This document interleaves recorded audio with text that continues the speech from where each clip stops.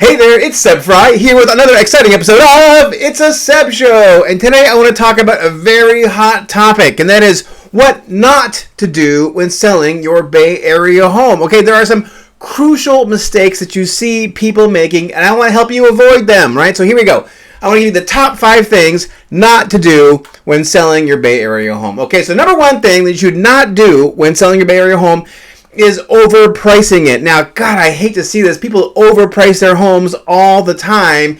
And the number 1 thing you can do to shoot yourself in the foot that's actually going to cost you money, increase your stress level, and make you a very unhappy person, and that is overpricing your home. There's no reason to overprice your home in the Bay Area. None at all. Listen, the demand here is off the hook. There's no shortage of people with lots of money and very great credit looking to buy a house just like yours. Do yourself a favor and price your home where you know it will get offers, right? That's all you need. You don't want to know exactly what it's going to sell for necessarily.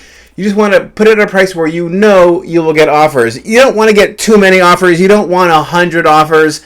But hey, what's wrong with 10 or 20, right? If you price your home on the low side, you'll get 10 or 20 offers. And guess what? You could be one of these people, which they are now featuring on like CNN.com, whose house sells for $1 million over asking price. There have now been numerous instances of that. So listen, don't worry. Price your home where you know it will get offers. And guess what? The market will do the rest of the work. All right, number 2 thing, the second thing not to do when selling your home is don't just dump it on the market. I mean, so many people, they just stick a sign in their front yard. They have their realtor go through with their iPhone. Love the iPhone, great camera, sure. But these are not professional photos, right? They just go through, and I've seen pictures of hair dryers everywhere. I've seen like laundry on couches. I've seen like blurry, dimly lit, amateurish photos, right? Listen, the photographs, aside from the price, the photographs are the number 2 thing which sell your house. So you really owe it to yourself to make your place look fantastic. Take some time to, at the very least, just clean up. That's all you gotta do. Just clean up, put stuff away, declutter, right? Whatever you do, don't just dump your home on the market with no thought whatsoever to presentation, because that is going to cost you big time, all right? Number 3, the third thing you should not do when selling your home is you should not forget about the landscaping. Landscaping is super critical. I mean, here we live in California, right? Like, it's like God's country, man. I mean, like, this is the place to be. And a large part of it is the outside experience, right? People really want to have a quality outdoor space. And if your landscaping is overgrown, you got, like weeds everywhere and like trees blocking the windows and like dropping like, leaves all over the place, right? Blocking light. You don't want that. You really want to invest some money into the landscaping. Here's the great thing about landscaping is that you can do it yourself, right? You can mow your own lawn. You can trim some small tree branches. But listen, you really want to actually spend some money there on the landscaping. And you know what? The great thing about landscaping is that doing that work does not really impact your enjoyment of your house, the inside portion of your house, really at all. It can get done in just a couple of days, or maybe even one day, right? Maybe 2 or 3. It really depends on how much landscaping you have. But that is some of the best money you're ever going to spend, particularly in the front of the house, right? You really want to make sure that your home has great curb appeal. Now, that is very, very important. The 4th thing not to do when selling your home in the Bay Area, now this is very important, make sure that when any buyer comes over to the property, that nobody is home, right? There should be no people in the house when the buyer comes by. Now, during COVID, of course, that was the law. So for over a year now, we really had it pretty easy in that category. But I know it can be hard to get out of the house when a buyer is around. But listen, do yourself a favor and make sure that the home is totally vacant, that there's nobody there when the buyer comes by. Because anytime that a buyer's there, and let me tell you, I've seen this happen not a million times, but hundreds of times, at least in my own personal experience. You go to a house with a buyer and there's somebody in there, and the buyers, they don't feel comfortable. They don't want to stay. They want to get in and out. They can't talk freely amongst themselves, right? So they're not going to form a connection with your house because they're going to feel like it's your house, right? They're going to feel like they're invading.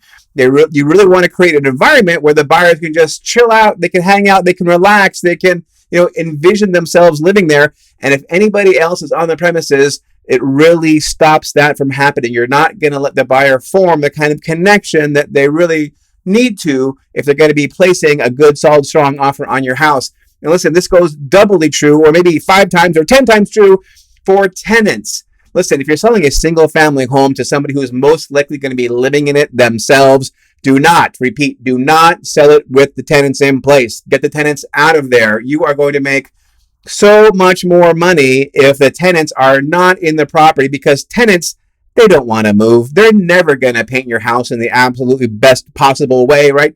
They're not going to add anything to the experience. They're not going to be helpful. Even if they're wonderful people, they're still not going to sell the house as well as just a house being empty ever could. So if you're going to be selling a house, single family residence in particular, or a condo, a townhouse with a tenant in place, just do yourself a favor, take the time, bite the bullet on the rent for a month or two, and get them out of the house. You're going to make so much more money. All right, and here we go. My last tip for things not to do. Number 5, this is a very big one. Do not accept an offer too soon.